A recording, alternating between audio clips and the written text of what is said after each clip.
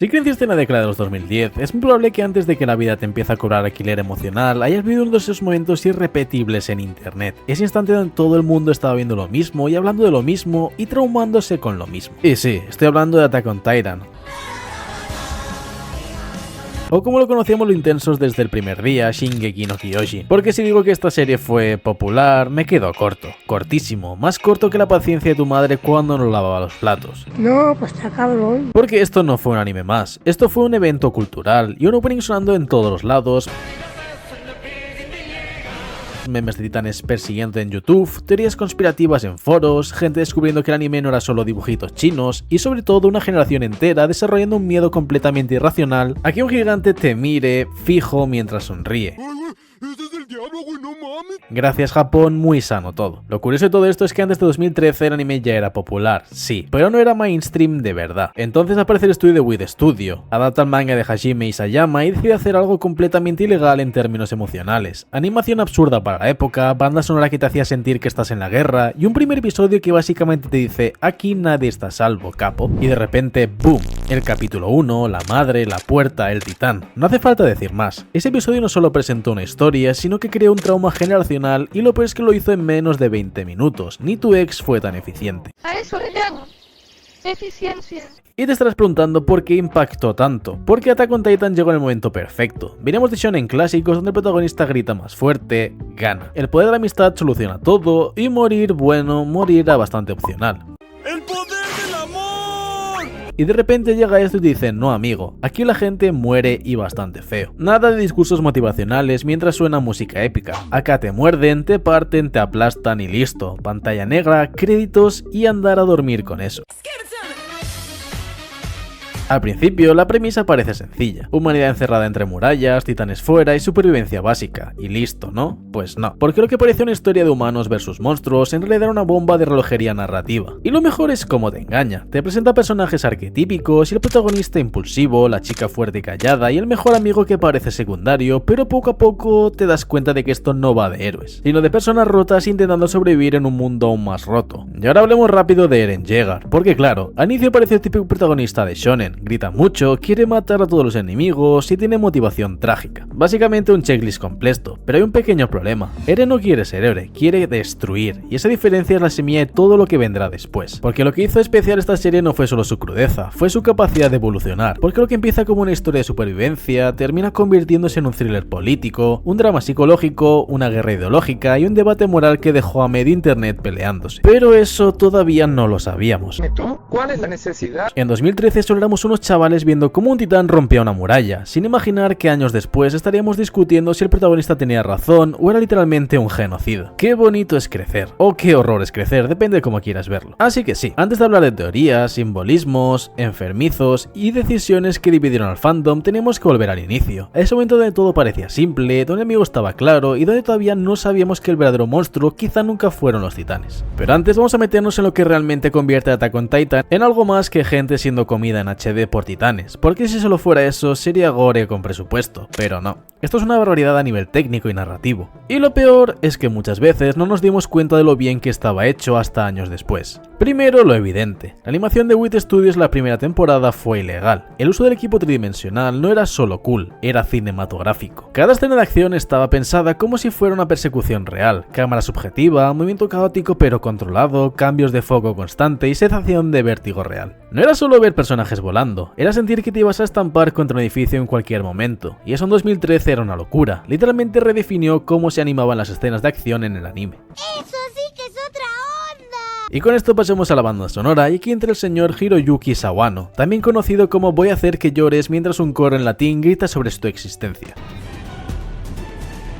La música de Attack on Titan no acompaña la escena, sino que la domina. El ejemplo típico, personaje está a punto de morir, música empieza suave y de repente coro, violines y drama existencial. Y tú en casa te preguntas que por qué estás tan emocionado si esta persona va a morir. Y es porque Sawano te manipula emocionalmente, así de simple. Aquí mando yo y aquí manda mi polla. Pasando con la dirección viene lo importante. El guión de Hajime Isayama está construido como una trampa. Y tú caíste en ella, todos caímos. Porque la serie hace algo brillante, te da información pero no contexto. Y eso pues genera teorías, confusión y sobre todo reinterpretaciones constantes. Lo que viste en la temporada 1 no significa lo mismo cuando llegas a la temporada final. Y eso no es casualidad, es foreshadowing enfermizo. Nivel te lo dije en tu cara pero es demasiado inocente para entenderlo. Y hablando de los personajes, aquí es donde la serie se separa del resto, porque en lugar de arquetipos simples tenemos personajes psicológicamente completos y bastante rotos por dentro, la verdad. Primero tenemos a Eren, que ya lo mencionamos, pero toca destriparlo metafóricamente, aunque en esta serie nunca se sabe. Eren empieza siendo el típico chico que quiere vengarse de todos los titanes porque acabaron con su madre, pero eso es solo la superficie. En realidad su psicología gira en torno a su obsesión, la libertad. Y aquí viene la parte turbia, porque Eren no quiere libertad como un concepto bonito, quiere libertad absoluta, aunque eso simplifique destruir todo, matar inocentes y convertirse en el villano. Y lo más fuerte es que la serie nunca te dice esto está bien o esto está mal, simplemente te deja incómodo y te deja pensando si yo estuviese en su lugar haría lo mismo o qué es lo que haría. Y eso es peligrosamente bueno. Luego tenemos a Mikasa Ackerman, la waifu definitiva de toda una generación y también unos personajes más trágicos porque Mikasa no vive por sí misma, vive por Eren. Su identidad está completamente ligada a él y aunque es de los personajes más fuertes físicamente, emocionalmente está atrapada. Y esto genera unos conflictos más interesantes de la serie. ¿Qué pasa cuando la persona que te da sentido deja de ser quien era? Y spoiler emocional que duele mucho. Y por último en el trío principal tenemos al MVP silencioso, también conocido como Armin Arlert, el típico personaje que parece débil pero es el más peligroso de todos, no por fuerza sino por inteligencia. Armin representa estrategia, empatía y el peso de tomar decisiones difíciles, porque mientras Eren actúa por impulso, Armin tiene que pensar, y pensar en este mundo significa decidir quién vive y quién muere. Y eso lo destruye poco a poco por dentro. Y si creías que esto iba de acción, estabas viendo la superficie. Attack on Titan toca temas muy pesados como la libertad o la seguridad, el odio heredado, propaganda, guerra y sus consecuencias y deshumanización del enemigo. Y lo hace sin darte respuestas fáciles, porque aquí no hay buenos y malos claros, solo personas justificando lo que hacen. Y uno de los mayores logros de la serie es su obsesión por el detalle. Y como ejemplo tenemos miradas que cambian de significado con el tiempo, frases que parecen random pero son clave y escenas que solo entiendes tras ver todo. Y eso es peligrosísimo, porque significa que estaba todo planeado o al menos lo suficientemente bien armado para parecerlo. Pero más adelante entra Mappa y aunque mucha gente lloró el cambio, hay que decirlo, el tono visual cambió pero encajaba bastante bien. Que yo preferiría igualmente a Wit Studio, pero Mappa no estaba mal, era menos épico, era más crudo y más incómodo, y eso es exactamente lo que la historia necesitaba, porque ya no estábamos viendo una aventura, estábamos viendo una tragedia. Y en resumen de este apartado, Attack on Titan no es solo buena, está diseñada para engancharte, confundirte, romperte y hacer cuestionar todo. Y ahora que ya entendemos cómo funciona por dentro, es el momento de hacer lo más peligroso de todos, analizar la historia completa, porque es donde la serie deja de ser increíble y empieza a volverse inolvidable. Así que vamos a hacer lo imposible, que es resumir y analizar la historia de Attack on Titan sin que nos explote la cabeza en el intento. Ahora sí viene lo chido.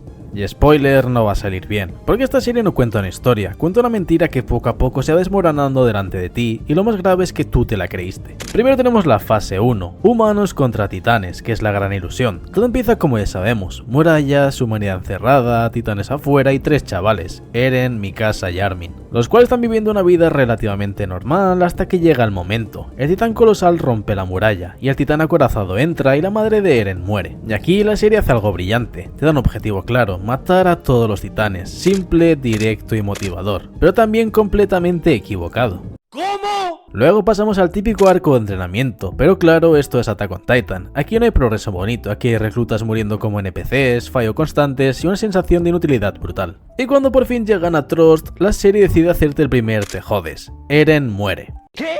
¿Qué? ¿Cómo? ¿Nani? Bueno, muere entre comillas, porque poco después descubrimos el primer gran giro. Eren puede transformarse en un titán. Y aquí la historia pues cambia completamente. A partir de aquí la serie deja de ser humanos contra titanes y pasa a ser quién demonios es humano. Porque empiezan las sospechas de quién puede ser el titán colosal o el titán acorazado y eventualmente te lo muestran con un boom.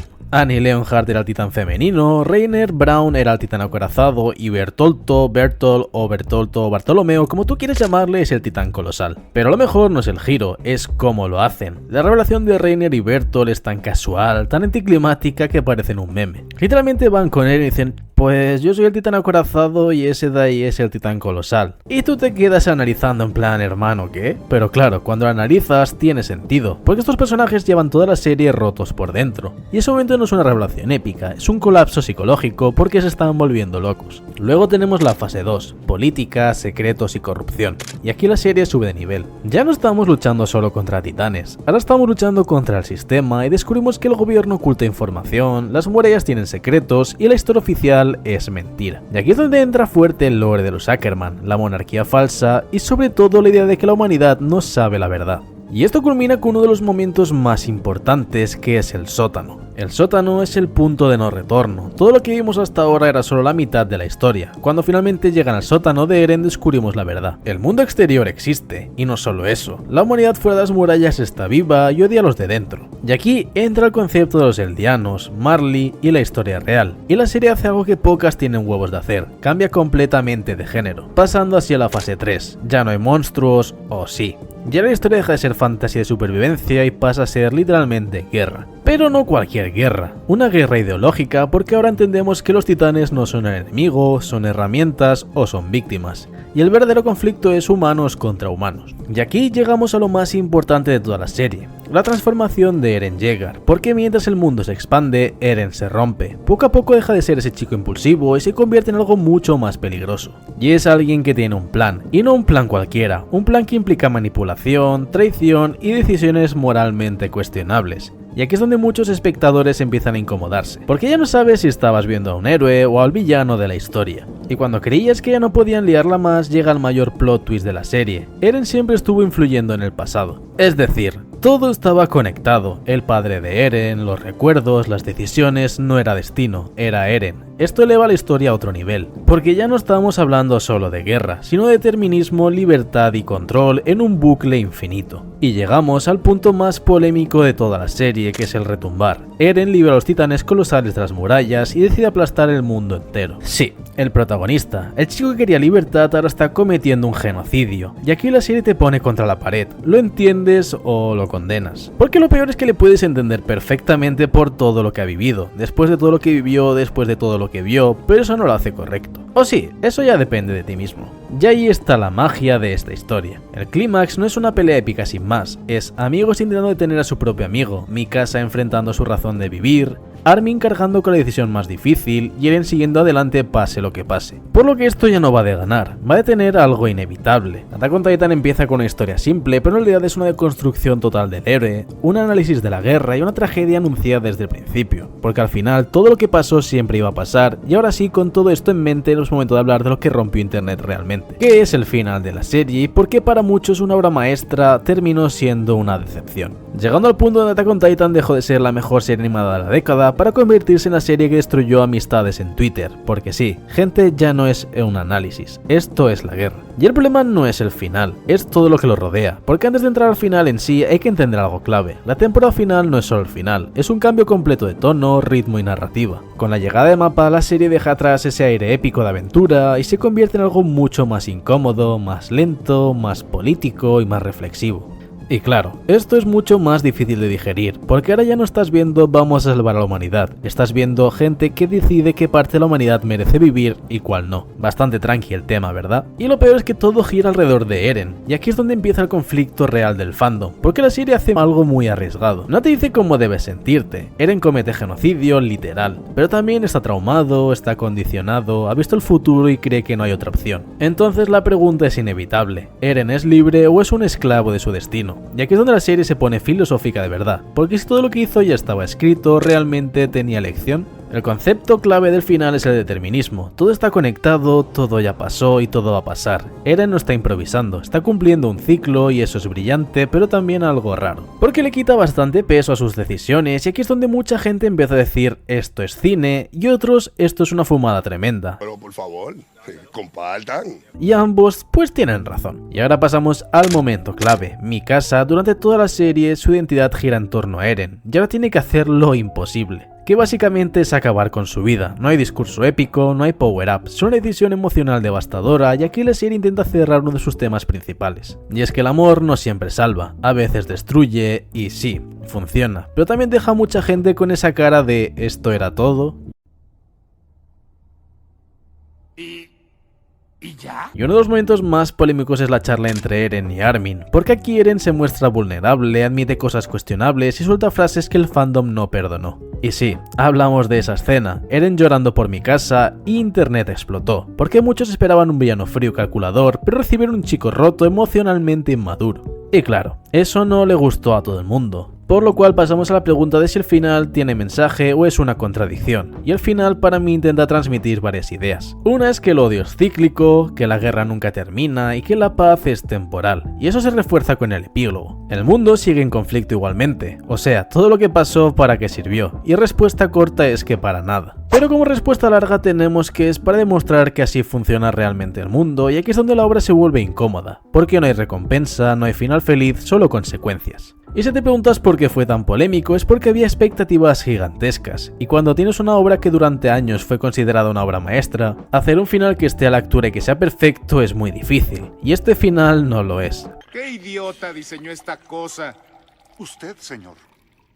Ah, bueno. Problemas que señaló el fandom es que el ritmo estaba acelerado en los últimos capítulos, habían explicaciones confusas, decisiones de personajes debatibles, falta de desarrollo en ciertos puntos clave y sobre todo que estaba dividido en muchísimas partes y no el final que muchos querían. Pero llegamos a la pregunta de si es realmente malo, y aquí viene la parte honesta. Para mí no es malo, no es un mal final, pero tampoco creo que sea perfecto. Yo creo que es un final coherente con los temas, bastante arriesgado y emocionalmente potente, pero también es imperfecto, apresurado y bastante divisivo.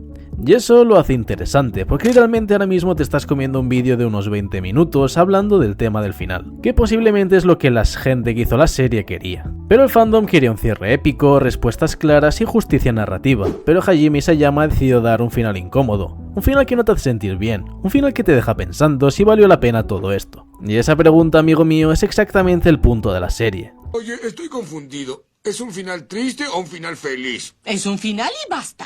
Y aunque Attack on Titan no terminó como muchos querían, terminó como tenía que terminar, y eso es lo que la hace especial o lo que la arruina, dependiendo a quién le preguntes. Pero hay algo que sí que no se puede negar, y esta serie marcó a toda una generación. Nos hizo emocionarnos, teorizar, discutir y cuestionarlo todo. Y aunque su final sea polémico, pocas obras pueden decir lo mismo, porque al final no importa si te gustó o no, lo importante es que no pudiste ignorarlo. Y al menos para mí, amigo, eso sí que es una verdadera obra maestra. Y así es como llegamos al final de Attack on Titan, donde hay una escena oculta. Se nos mostró como mucho tiempo después vemos a personajes bastante idénticos a Mikasa, Eren y Armin, pero en un mundo moderno que es como el nuestro, donde estos están en el cine viendo una película llamada Attack on Titan. Y mucha gente se quejó de esto, pero muchos otros se centraban muchísimo más en que Mikasa era una pedazo de gótica. ¡Qué rico! Y yo, pues si me preguntas a mí, literalmente no entendí para nada esta escena, así que si alguien me la pone en comentarios explicándomela, se lo agradecería muchísimo. Y así es como llegamos al final de Attack on Titan. Tanto en el manga como en el anime nos dejaron un desenlace cargado de emociones, polémica y reflexiones profundas sobre la guerra, el odio y la libertad. Y al final lo importante es que cada formato nos invita a vivir la historia de manera distinta, uno para pensar y otro para sentir.